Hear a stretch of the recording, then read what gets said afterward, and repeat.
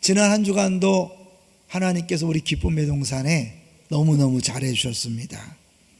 이제 드디어 오늘 이웃초청 잔치가 진행되는데요, 우리가 오시겠다고 약속한 분들의 명단을 이렇게 받아보니까 사랑교구가 38명, 나눔교구가 33명, 섬김교구가 17명. 그래서 정확히 파악된 인원이 총 88명, 88.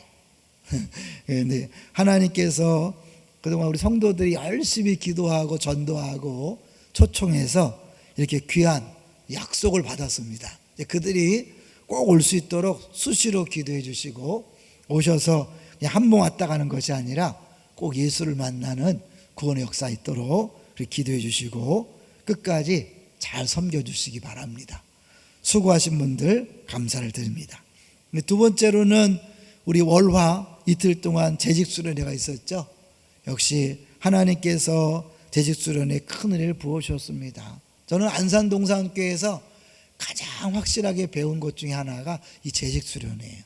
하면 할수록 꼭 필요하고 너무 감사한 그런 이제 모임입니다. 프로그램이고요. 수고하신 분들, 특별히 저 목소리 때문에 우리 부목사님들이 새벽을 대신 감당해 주셔서 넉넉히 잘 감당할 수 있었습니다. 감사합니다. 이제 마지막 세 번째로는 좀 전에 인사했지만 우리 두 분의 교육자 오신 것을 정말 감사를 드립니다. 오실 때마다 늘 기대하는 것은 요셉 한 사람 때문에 보디발 집 전체에 복 주신 하나님이 이제 우리 두 분의 새로운 교육자를 통해서 하나님께서 온 교회 하실 일들이 너무너무 기대가 됩니다. 그리고 계속해서 말씀드린 것처럼 이제 내년도는 14년 차거든요. 이미 시작됐지만 14년 차.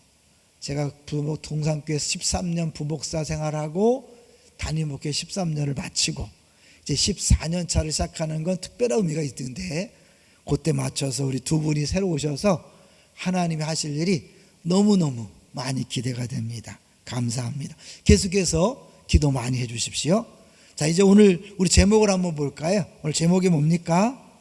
우리를 위해 열어 놓으신 길.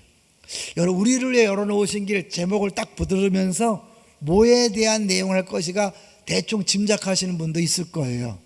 그런데 마침 오늘은 대지가 안 나옵니다. 왜 안 나오죠? 2부 3부에 김인준 목사님 설교 본문을 중심으로 제목과 대지가 나왔기 때문에 우리가 부교육자랑 함께 의논할 때는 대지를 뽑아놨는데 나오지 않았습니다.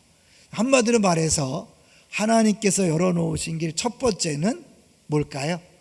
우리가 하나님 앞에 나아갈 수 있는 길을 열어놓으셨고, 두 번째가 중요해요. 왜냐하면 오늘은 두 번째 집중할 거거든요. 두 번째는 무슨 길일까요? 두 번째는 서로가 하나 되는 길, 더 나아가서 서로에게 피차 권면하는 길을 열어놓으신 거죠. 자, 오늘 본문을 한번 볼 텐데요, 우리 앞부분보다 24절 25절을 먼저 볼 거예요. 자, 24절 25절 읽어볼까요? 시작. 서로 돌아보아 사랑과 선행을 격려하며 모이기를 패하는 어떤 사람들의 습관과 같이 하지 말고 오직 권하여 그날이 가까움을 볼수록 더욱 그리하자 그랬어요. 근데 이 권한다, 이것이 사실은 히브리서 전체 내용의 핵심이라는 거 혹시 아세요? 이제 13장으로 잠깐 가보세요. 이 히브리서 13장을 가보시면 이 히브리서를 쓴 목적이 분명히 나와 있어요. 자, 13장 22절을 볼까요? 22절 시작. 형제들아, 내가 너희를 권하노니 권면의 말을 용납하라. 내가 간단히 너희에게 썼느니라. 이 권면의 말, 이것과 오늘 본문에 나오는 오직 서로 격려하며 사람 습관 가지 말고 권하여, 오직 권하여, 같은 단어를 쓰고 있거든요. 그러니까 결국 히브리서 전체가 권면의 말이, 왜 권면의 말이 필요했죠? 지난주에 우리 이경 목사님이 잘 설명했어요. 왜 히브리서가 쓰였다 그랬어요? 어마어마한 로마의 핍박이 있었죠. 더불어서 유대교도 엄청나게 핍박을 했어요. AD 70년에 완전히 로마에서 예루살렘이 완전히 박살이 나고 유대교가 그야말로 박살 났는데, 이들이 다시 유대교 재건 운동을 하면서 기독교로 회심한 사람들을 무지무지 핍박을 했어요. 근데 한쪽에서는 또 로마가 기독교 자체를 공인하지 않기 때문에, 종교로 인정하지 않기 때문에 어마어마한 핍박을 했거든요. 그래서 사실은 이제 기독교를 믿다가 유대교로 이런저런 이유로 돌아가는 사람들이 많이 생겨서 그들에게 흔들리지 말고 이 어려움을 잘 이겨내라 라고 권면하는 말이, 권면하는 성경이 히브리서예요.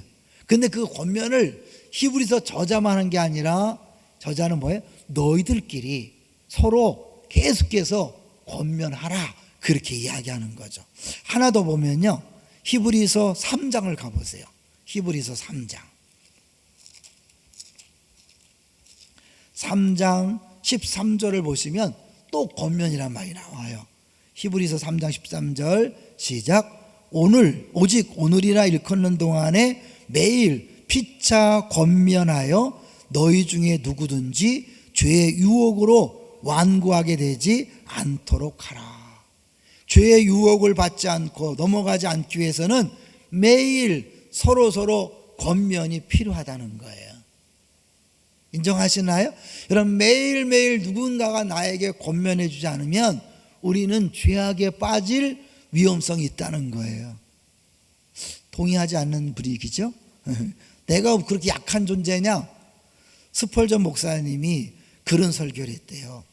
아담과 하와는 그야말로 흠이 없고 하나님의 온전한 창조일 때, 그때 이미 선악과를 따먹는 죄를 졌다. 그렇다면 아담과 하와보다 우리가 더 난가? 아니라는 거죠. 훨씬 더 죄질 가능성이 많은 우리들은 반드시 죄를 짓게 되어 있다. 그렇기 때문에 우리는 우리 자신이 겸손하게 죄질 가능성이 있음을 인정하고 누군가의 도움을 받아야 되는 거죠. 믿습니까? 그래서 사실 히브리서가 끊임없이 우리에게 요구하는 것은 이제 하나님 앞에 나아가기도 하지만 너희들이 피차 권면하는 게 필요하다. 이제 하나님 앞에 죄를 졌을 때 아담과 하와에게 찾아온 것을 보면 이 예수로 말미암은 구원이 어떤 것을 가져왔는지 알 수 있잖아요. 자, 아담과 하와가 죄를 졌을 때 어떤 결과가 왔어요? 제일 먼저 찾아온 게 하나님에 대한 두려움이 찾아왔죠. 그러니까 결국 하나님과의 관계가 끊어진 것을 이야기하는 거예요. 두 번째는 어떤 거죠? 하나님과의 관계가 끊어지니까 자연스럽게 내 몸이라고 내 갈비뼈라고 그렇게 노래하던 하와에 대하여 아담이 어떻게 해요? 당신이 준 여자 때문에 죄를 졌다고 했어요. 그러니까 가장 가까운 부부관계가 깨어지고 더 나아가서 가인이 아벨을 죽임으로 형제가 깨어지는 이 인간과의 관계가 깨어지는 현상이 나타났죠. 다시 예수 그리스도로 말미암아 우리가 구원을 받으면 그 깨어진 관계가 회복되는 것을 우리에게 보여주는 거죠. 그러니까 제일 먼저 회복될 것은 뭐예요? 하나님과의 관계. 두 번째는 뭐예요? 이웃과의 관계가 회복되었다. 자, 그래서 이제 오늘 본문, 그래도 두 번째 집중하지만 첫 번째 것들을 절대로 무시할 수 없죠. 가장 중요한 거니까요.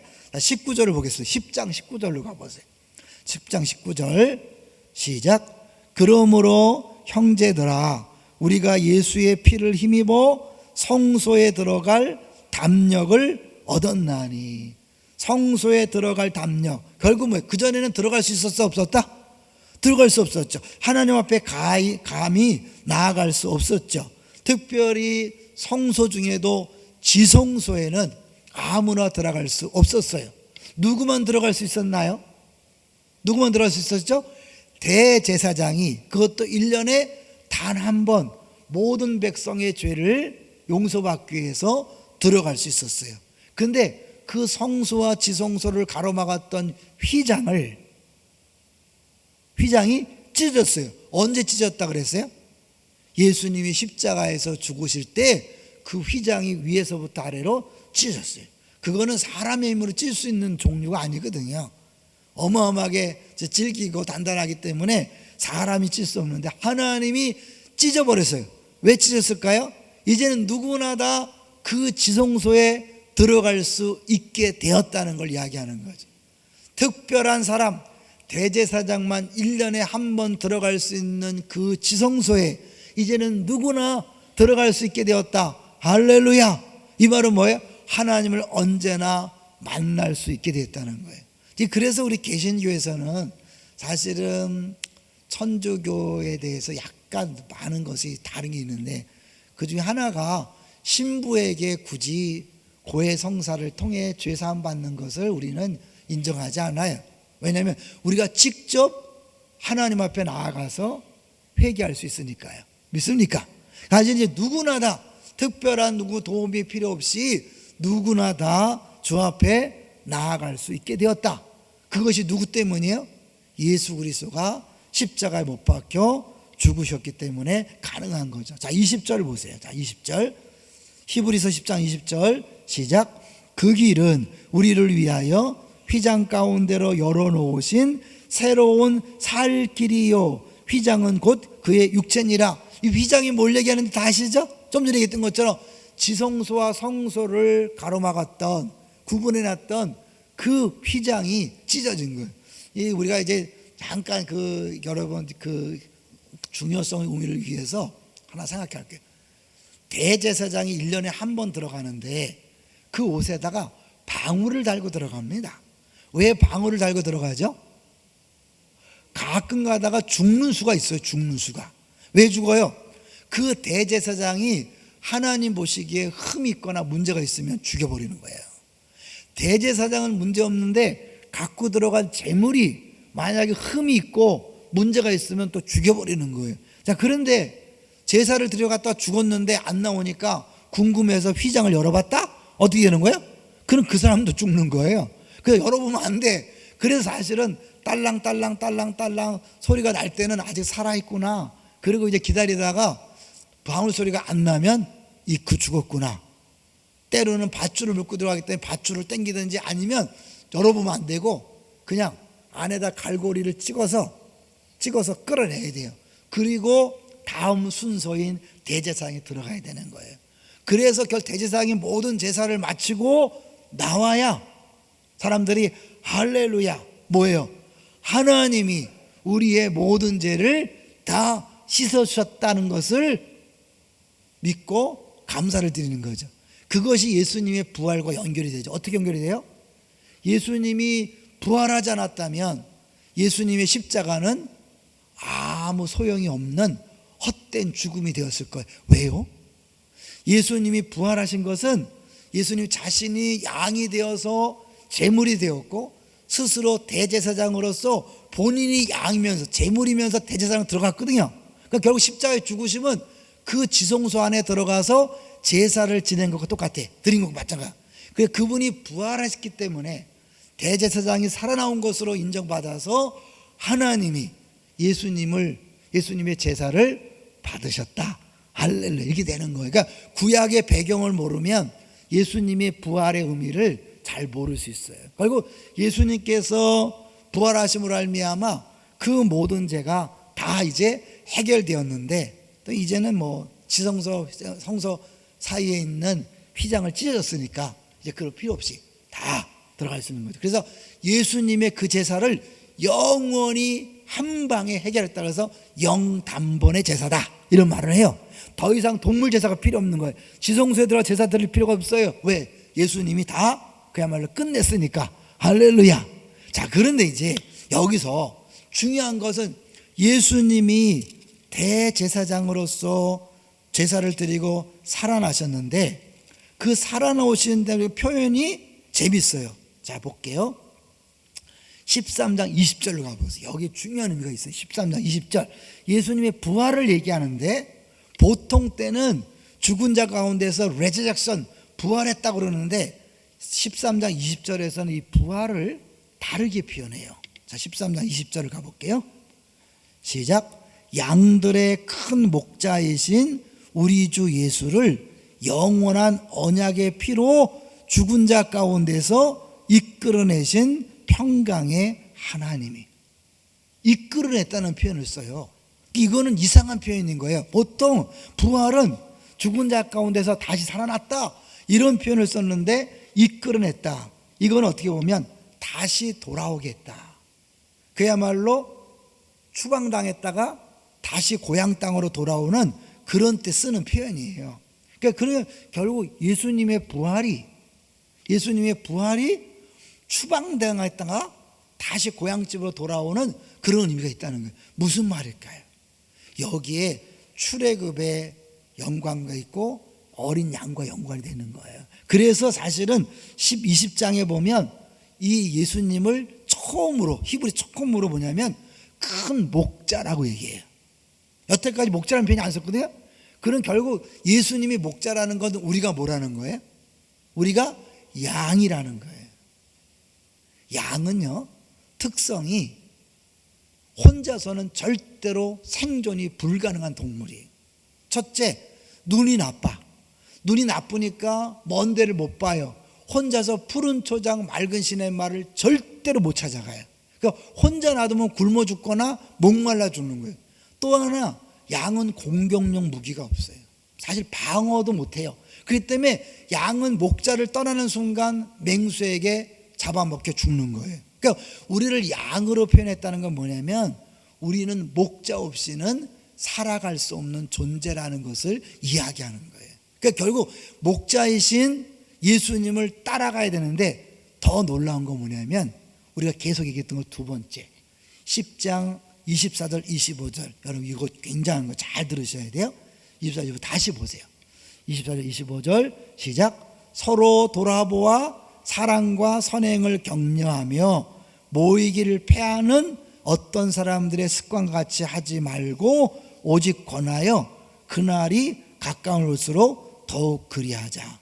이 권한다는 표현, 이 표현은 사실은 이제 엄밀히 말하면 목자의 인도를 따라가는, 그러니까 서로 목자가 되어주라는 그런 의미란 말이에요. 자, 그래서 좀 왔다 갔다 해서 죄송해요. 여러분 13장 17절로 가보세요. 13장 17절. 그래서 제가 일부를 위해 설교를 준비하면서 늘 아쉬움이 있어요. 2, 3부 성도들한테 못한다는 게 아쉬웠어요. 그러니까 여러분 내가 대충 하는 게 아니에요. 목숨을 다해 준비했어요. 자, 13장 17절을 보십시오. 13장 17절 시작. 너희를 인도하는 자들에게 순종하고 복종하라. 그들은 너희 영혼을 위하여 경성하기를 자신들이 청산할 자인 것 같이 하느니라. 그들로 하여금 즐거움으로 이것을 하게 하고 근심으로 하게 하지 말라. 그렇지 않으면 너에게 유익이 없느니라. 사실 너희를 인도하는 자들에게 순종하고 복종하라. 갑자기 히브리서가 쭉 가다가 결론 부분에서 이렇게 하는 이유가 뭘까요? 결국 하나님의 인도하심, 목자의 인도하심을 따라간다는 건 뭐냐면 결국 여러분에게 주어지는 그 리더들에게 순종하고 복종하라는 거예요. 그러니까 어때요? 여기서 또 성질 날 수 있잖아요. 또 결국 뭐 복종하라는 순종하라는 거냐? 이제 그러고 나서 마지막에 20절에 양들의 큰 목자니까 요 배경을 이제 잠깐 설명해 보려고 그래요. 아까 얘기했죠? 이게 양에 대한 모습이 동시에 추방당에 돌아온다는데 예수님께서 이 땅에 뭐로 오셨어요?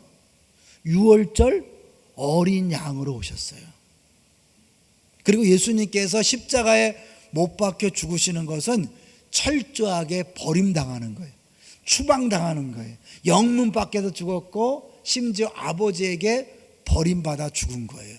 그러니까 결국 부활은 단순히 죽은 자 살아나는 게 아니라 다시 돌아온다고 하는 건 뭐냐면 추방당했다가 소외되었다가 완전히 떠났다가 그랬다가 다시 고향집으로 돌아온, 아버지 품으로 돌아온, 사랑의 관계로 돌아온 것을 의미한다는 것을 보여주고 있는 거죠. 그러니까 결국 예수님은 자신이 목자이지만 동시에 뭐예요? 양으로서의 삶을 사는 거예요. 목자이면서 양이다. 여기서 기독교와 다른 종교의 결정적인 차이가 있는 거예요. 사실 세상 모든 종교 지도자들도 자기들이 목자라 그래요. 그래서 이렇게 살면 행복하다, 이렇게 살면 살아날 수 있다, 계속 지시하죠. 계속 가르치죠. 그런데 다른 게 있어요. 예수님은 단순히 그렇게 지시하고 가르치고 말만 한 게 아니라 뭐예요? 직접 죽으셨어요. 목자가 양이 되어서 죽으셨어요. 왜 죽으셨죠? 우리들이 마땅히 살아야 될 삶을 살다가, 완전한 삶을 살다가 우리들이 마땅히 죽어야 될 죄의 형벌로 죽어야 될 죽음을 죽으심으로 말미암아 이제는 우리가 죽을 필요가 있다 없다? 없다는 거예요. 이제는 사실 그래서 우리 하나님 안에서 마음껏 자녀로서의 풍성한 삶을 누리며 살 수 있다는 것을 예수님께서 친히 죽으시고 부활하심으로 우리에게 허락해 놓으신 거라는 거예요. 여기서 복음과 율법의 차이가 있는 거 아시죠? 자, 율법은 뭐예요? 네가 열심히 노력해라, 열심히 충성하고 열심히 신에게 최선을 다하면 신이 너를 받아줄 것이다. 네가 열심히 신앙생활하면 하나님 복 주실 것이고 사랑할 것이다. 이게 율법이에요. 복음은 뭐라 그랬어요? 우리가 하는 게 아니라 예수님께서 친히 완벽한 삶을 사셔서 완전히 축복의 주인공이 되셨을 뿐만 아니라 그분이 우리 대신 죽으심으로 우리가 죽어야 될 죽음을 대신 담당해서 우리는 죽을 필요도 없고 이제는 완벽한 하나님의 축복의 대상이요 하나님의 사랑 덩어리가 되었다는 사실이 복음이란 말이에요. 그 열심히 신앙생활하는 게 하나님의 사랑을 따내기 위해서 축복받기 위해서가 아니라 뭐예요? 이미 그분이 죽으셔서 우리를 사랑을 표현했고 축복의 주인공을 삼으셨기 때문에 기쁨으로 섬기고 기쁨으로 전도하고 기쁨으로 봉사하게 된 줄로 믿습니다. 이 차이가 있는 거예요. 그러니까 결국 예수님이 목자로 오셨을 뿐만 아니라 그분이 양으로 자기 침이 제물돼서 죽으셨다는 것은 우리에게 있는 모든 소외, 잘못된 분리 이런 모든 것들로부터 우리를 해방시킨 거예요. 할렐루야. 그래서 하나님과의 관계에서 나아갈 길이 어렸을 뿐만 아니라 주변과의 관계에서 혼자 소외를 느끼고 고독을 느끼고 외로움을 느끼는 이 모든 것에서 벗어나게 하신 거예요. 할렐루야. 단순히 그래서 우리 이웃을 생긴 게 아니라 넘어서 뭐예요? 이웃끼리 피차 권면함으로 말미암아 내가 이 사람의 목자가 되어주고 나는 또 내가 목자가 되어주고 이 사람의 양이 돼서 이 사람의 말을 들어줌으로 또 다른 목자를 섬기는 게 되는 거예요. 그러니까 여기서 인도하는 자들의 순종 복종하라 할 때 꼭 목사에게만 하는 게 아니라 패밀리 순장이 될 수 있고요. 더 나아가서 내가 믿고 따르는 믿음의 선배들, 나보다 더 믿음 생활을 잘하는 사람들, 모든 사람을 다 이야기하는 거예요. 그런데 중요한 것은 어느 누구도 혼자서는 생활할 수 없는 양이기 때문에 이 공동체를 떠나면 안 된다는 것을 보여주는 거예요. 여기서 우리가 사람들은 다른 사람을 목자 삼는 걸 싫어하는 거, 잘못하는 두 가지 극단이 있다 그래요. 첫 번째 뭐예요? 사실 이렇게 순종하고 복종하라 그럴 때 벌써 기분이 팍 나쁜 사람이 있어요. 어떤 사람일까요? 권위에 상처가 있는 사람들이 그래요. 심한 부모에게서 억압을 받은 사람은 막 지시하고 명령하고 이야기하는 걸 따르기 싫어해요. 그리고 또 교육자에게 상처를 받거나 내가 믿고 따르는 사람에게 상처를 받은 사람은 이제 뭐예요? 믿을 놈 아무도 없다. 그래서 누가 나에게 이래저래 한 소리를 듣기 싫어해요. 그러면 결국 뭐예요? 하나님이 내 주변에 많은 목자를 줬는데 그 목자의 음성을 거부함으로 내가 죄에 빠질 위험성이 있고 풍성한 삶을 누리지 못할 수 있는 거예요. 그렇죠? 목자를 따라가야 푸른 초장 맑은 시냇물이 있는 거잖아요. 그러니까 옆 사람하고 서로 피차 권면함으로 내가 옆 사람 말을 들어주고 따라감으로 죄에서 벗어나고 풍성한 삶을 사는 거예요. 예를 들면 오늘 사실은 이 교회 초청했는데 믿고 따라오면 어떻게 되겠어요? 대박이죠. 그건 안 따라오면 소용이 없잖아요. 근데 하나님이 막 꿈에 나타나서 야 와라 그럴 수 있지만 대부분은 주변 사람들을 통해 전도하고 초청하고 인도를 통해서 하잖아요. 봉사의 자리 또 하나의 은혜의 자리에 옆 사람이 야 그래도 한번 가야 되지 않겠냐, 같이 가자. 그 말을 듣고 억지로 따라왔는데 거기에 어마어마한 풍성함이 있는 것처럼 사실은 우리는 내 혼자서는 판단이 잘 안 돼요. 그래서 그런 얘기를 하더라고요. 여러분 혹시 여러분의 목소리를 녹음해서 들어본 적 있어요? 들어본 적 있나요? 처음 들었을 때 어떤 느낌이 들어요? 이 내 목소리가 이런가? 100% 자기가 생각한 목소리가 다르다는 거 아셔야 돼요. 경험 안 해봤으면 오늘이라도 여러분 목소리를 녹음해서 한번 들어보세요. 근데 왜 그럴까요? 결국 나는 나를 잘 모른다는 거예요. 우리 들으면서 이거 내가 아닌데? 누가 들어왔지? 귀신이 들어왔나? 그거 아니에요. 그게 당신이. 그러니까 우리는 내 자신을 몰라요. 그리고 끊임없이 옆에서 누군가 나를 보고 너 지금 잘못 가고 있어. 너 지금 엉뚱한 길로 가고 있어 라고 하는 얘기를 들어야 되는 거예요. 동의하시나요? 이 히브리서에서 피차 권면하라고 말하는 이유가 그거예요. 이제 옛날에는 다 내가 구원하지 못할 때는 하나님과 단절되고 이웃과 단절돼서 혼자야 혼자. 그러니까 하나님으로부터 의뢰도 못 받고 도움도 못 받고 그럴 뿐만 아니라 옆 사람과의 관계가 안 되니까 뭐예요? 늘 고독하고 늘 쓸쓸하고 늘 힘들고 혼자 맨날 쩔쩔매는 거예요. 이제는 뭐예요?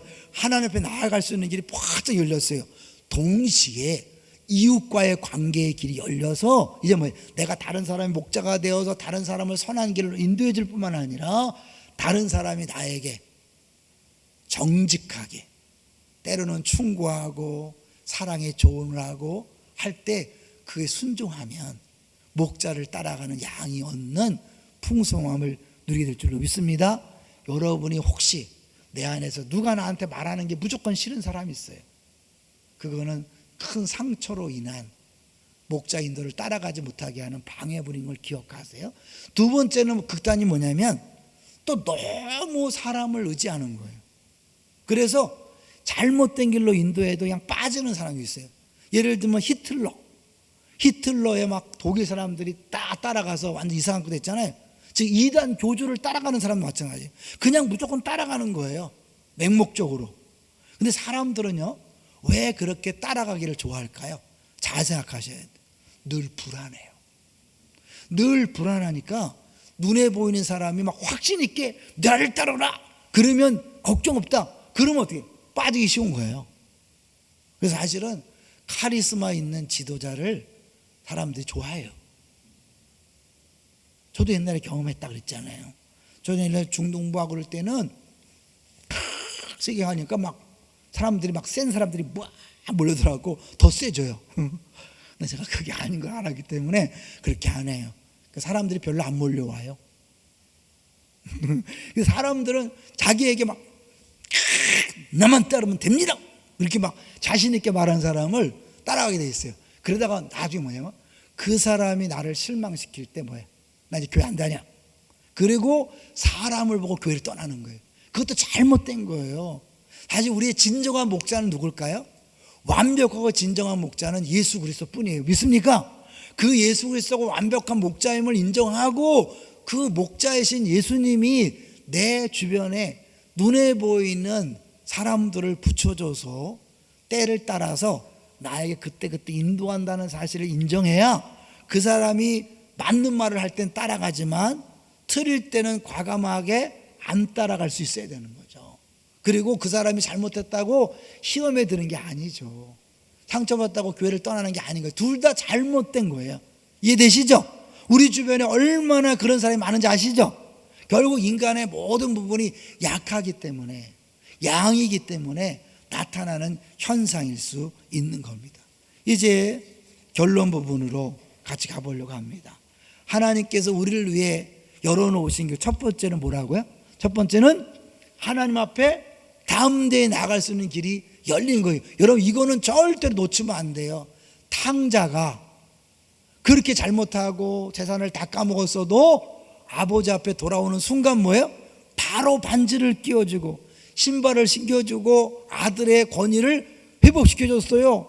여러분 막 힘들고 어려울 때 혼자서 막 쩔쩔매지 마세요. 그것이 여러분 죄 때문에 왔을지라도 주님 내가 잘못했어요. 그리고 나아가기만 하면 그 순간 여러분에게 자유가 임할 줄로 믿습니다. 풍성함이 있을 줄로 믿습니다. 아버지를 떠났을 때는 배고파서 돼지가 먹는 쥐염 열매도 못 먹었어요. 그런데 뭐예요? 사실은 부끄러우니까 못 가. 웬만해서 못 가잖아. 근데 걔 둘째는 좀 뻔뻔한 게 있어. 그러고도 어떻게 낯짝을 들고 아버지한테 가겠어요? 그렇지만 뭐야, 나는 감히 아들로는 안 되고 종으로 써달라. 왜? 종은 최소한 배부를 수 있으니까. 그러고 왔는데 웬걸 하나님 뭐예요? 야, 넌 내 아들이야. 밥 안 해줘. 여러분, 우리가 죄를 져서 어려움을 당하고 고통과 인간관계 깨어지고 재산에 문제가 생겨 건강 문제가 생겨도 바로 깨닫고 주 앞에 나오기만 하면 그 순간 완벽한 회복이 이룰 줄을 믿습니다. 이걸 절대 놓치지 마세요. 두 번째로 하나님의 일하심. 하나님의 일하심은 하나님께 나오기로 했지만 하나님은 눈에 보이지 않는 그 사랑을 눈에 보이는 사람을 통해 표현하는 것처럼, 이미 우리의 풍성한 복을 줬지만 주변의 축복의 통로를 통하여 그 복을 누리게 하시는 것처럼 목자이신, 진정한 목자이신 그 예수님이 눈에 보이는 사람들을 우리 주변에 목자로 두고 그들의 말과 인도하심을 따라서 우리를 인도하고 있는 줄로 믿습니다. 이거는 피차니까 여러분이 누군가의 목자가 되어서 누군가를 이끌어 주셔야 돼. 동시에 나도 연약한 양임을 인정하고 부족을 인정하고 내가 내 자신을 볼 수 없다는 걸 인정하고 다른 사람의 말에 귀를 기울이고 그 말을 들어줄 수 있는 그런 삶을 살 때 우리에게 주어진, 내게 온 것은 양으로 생명을 얻게 하고 풍성케 함이라. 여호와는 나의 목자시니 내가 부족함이 없다는 다윗의 고백처럼 만족한 삶이 여러분에게 온전히 주어질 줄로 믿습니다.